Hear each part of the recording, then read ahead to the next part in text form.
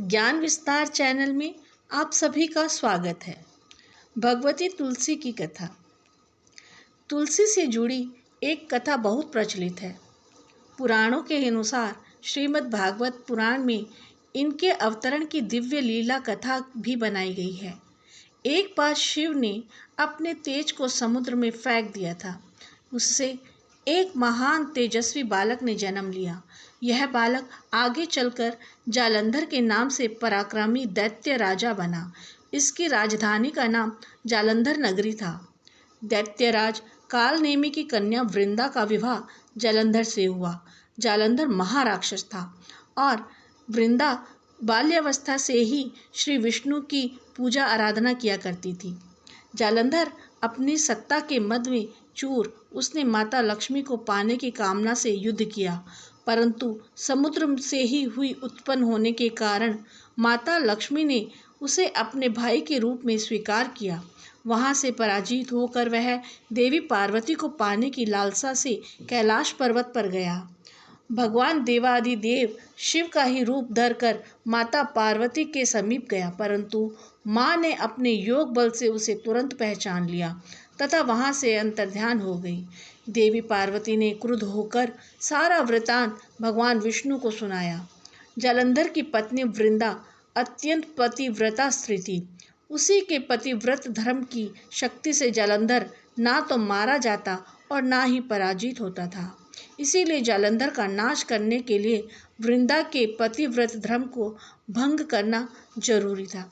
इसी कारण भगवान विष्णु ऋषि का वेश धारण कर वन में जा पहुंचे, जहां वृंदा अकेली भ्रमण कर रही थी। भगवान के साथ दो मायावी राक्षस भी थे, जिन्हें देखकर वृंदा भयभीत हो गई।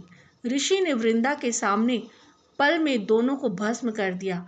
उनकी शक्ति को देखकर वृंदा ने कैलाश पर्वत पर महादेव के साथ युद्ध कर रहे अपने पति जालंधर के बारे में पूछा। ऋषि ने अपने माया जाल से दो वानर प्रकट किए। एक वानर के हाथ में जालंधर का सिर था तो दूसरे के हाथ में धड़। अपने पति की यह दशा देखकर वृंदा मूर्छित होकर गिर पड़ी। होश में आने पर उन्होंने ऋषि रूपी भगवान से विनती की कि वह उसके पति को जीवित कर दे।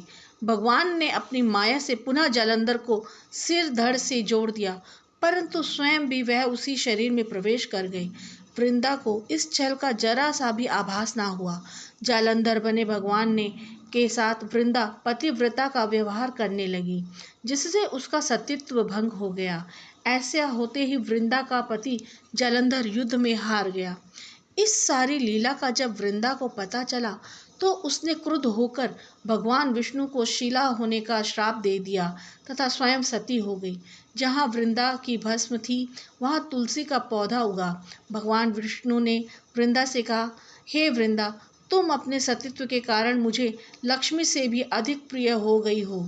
अब तुम लक्ष्मी के रूप में सदा मेरे साथ रहोगी। जो मनुष्य भी मेरे शालिग्राम रूप के साथ तुलसी का विवाह करेगा, उसे इस लोक और परलोक में विपुल यश प्राप्त होगा। जिस घर में तुलसी होती है वहाँ यम के दूत भी असमय नहीं जा सकते। गंगा व नर्मदा के जल में स्नान तथा तुलसी का पूजन बराबर माना जाता है।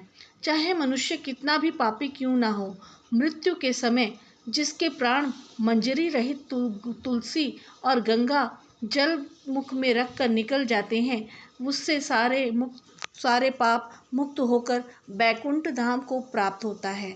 जो वह पापों तुलसी व आंवलों की छांव में अपने पितरों का श्राद्ध करता है, उसके पितृ मोक्ष को प्राप्त हो जाते हैं। उसी दैत्य जालंधर की यह भूमि जालंधर नाम से विख्यात है। सती वृंदा का मंदिर मोहल्ला कोट किशनचंद की स्थिति में स्थित है। कहते हैं इस स्थान पर एक प्राचीन गुफा थी जो सीधे हरिद्वार तक जाती थी।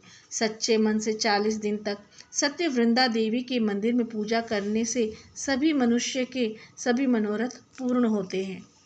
आपको यह पौराणिक कथा कैसी लगी?